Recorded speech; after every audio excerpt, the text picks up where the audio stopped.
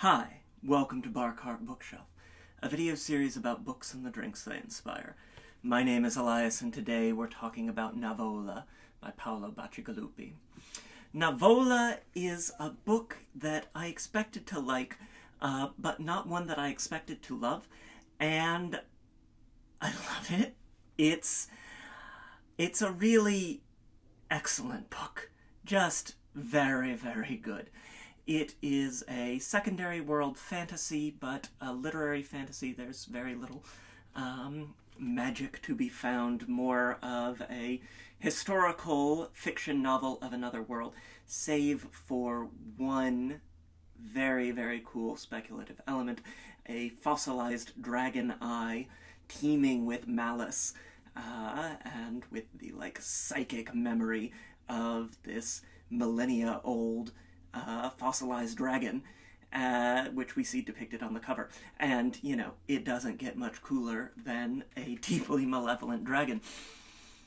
At the same time, it is solidly rooted in both real-world history and the history of this sort of fictional, not Renaissance Italy. It draws on the Renaissance, the Italian Renaissance, and specifically inspired by the Medici family.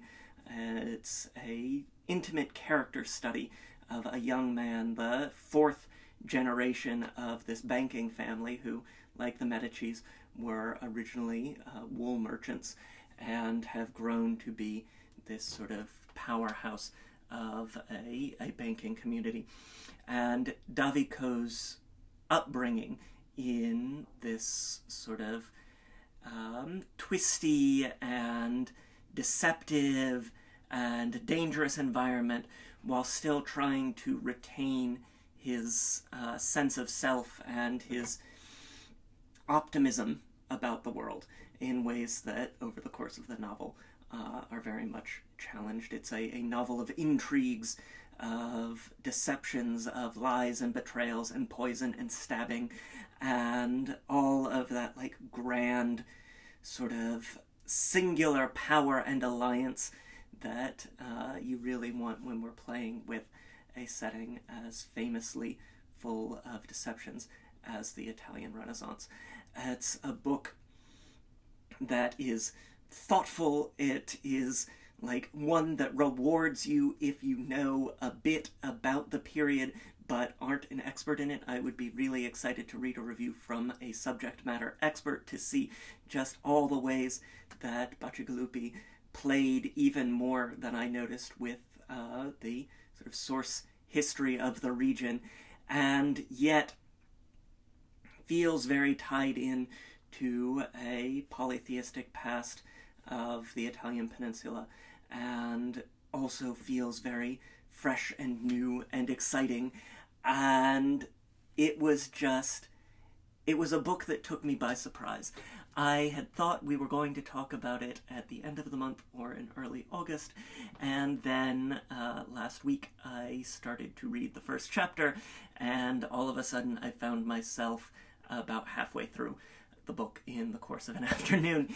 And so I knew sort of then that this was something that I wanted to celebrate and talk about and share with all of you as soon as I possibly could, because it really is just remarkable.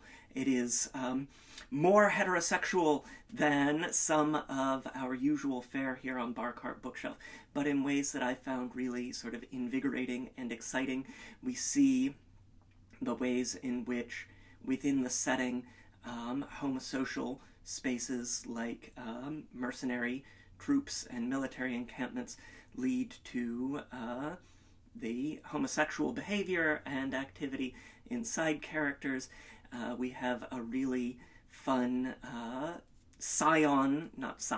ally of the De Reguli family down in the sort of old Roman analog Torreamo, who is ribald and fiercely bisexual in a very take no prisoners very fun sort of way, and who I can only see as Jack Schlossberg for some reason, the Kennedy grandson who's been across many of our screens in recent weeks. I don't think that this is what he's described as in the book, but when you meet Filippo, just know that for me, he's Jack Schlossberg.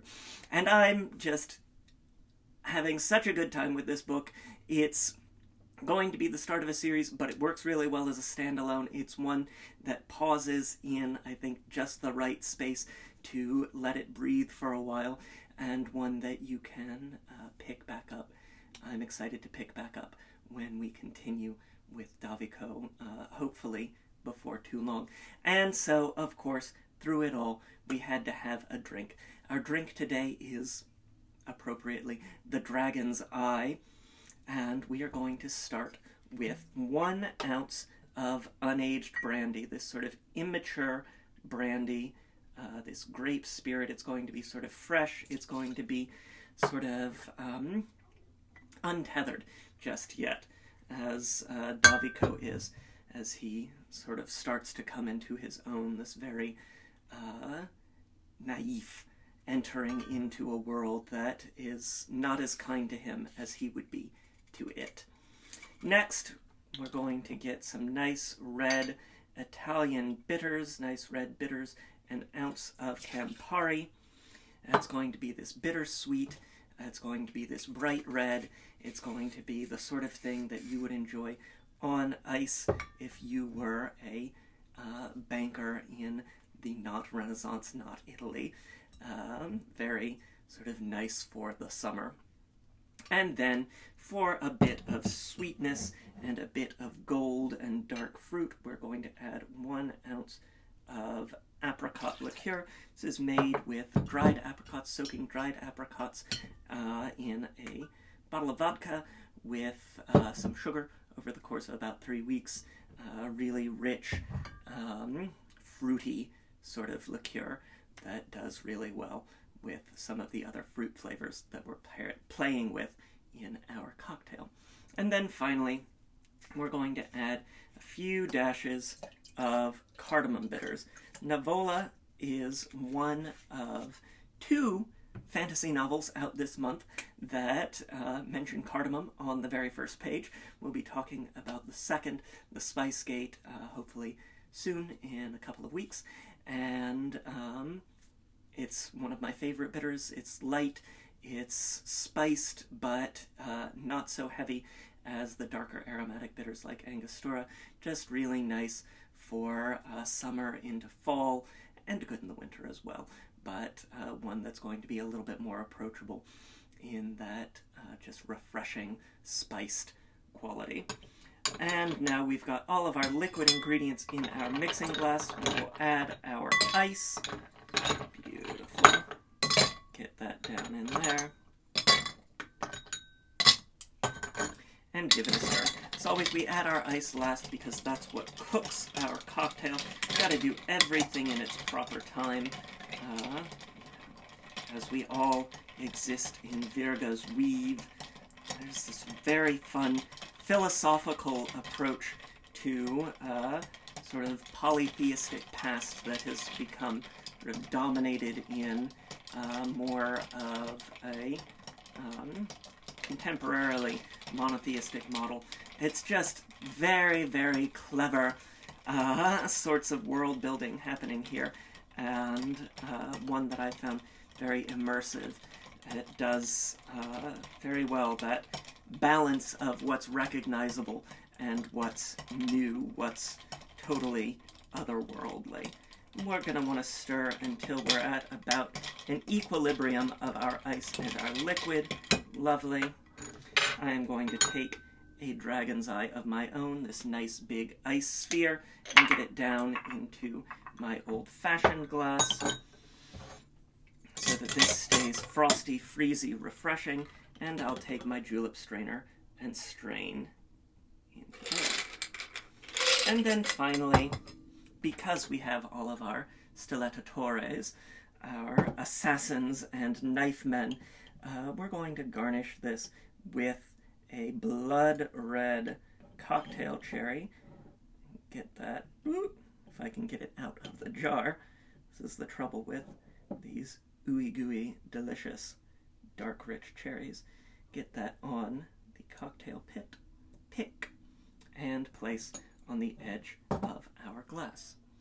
And there you have it. This is the Dragon's Eye, inspired by NAVOLA, by Paolo Bacigalupi. NAVOLA is available now. I've got a link to snag it in the description below. I am so grateful to the publisher, Alfred A. Knopf, for sending me an advance copy so that I could review it.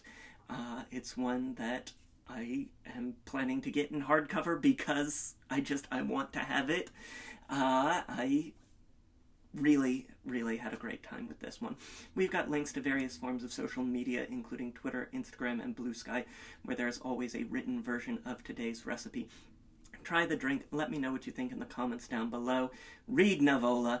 I think you're really going to like it if you enjoy the sorts of things that we do here on Bar Cart Bookshelf. Hit that like button. It makes me so happy when you do. And subscribe if you haven't already so that you never miss an episode. We've got some really wonderful novels to talk about as the summer goes on and as we lead up to the release of my debut beverage book, Cocktails and Consoles. 75 drinks, both cocktails and mocktails, inspired by the wonderful world of video games. That will be out September 10th. There's a link to pre-order that in the description below as well. And so, until next time, cheers!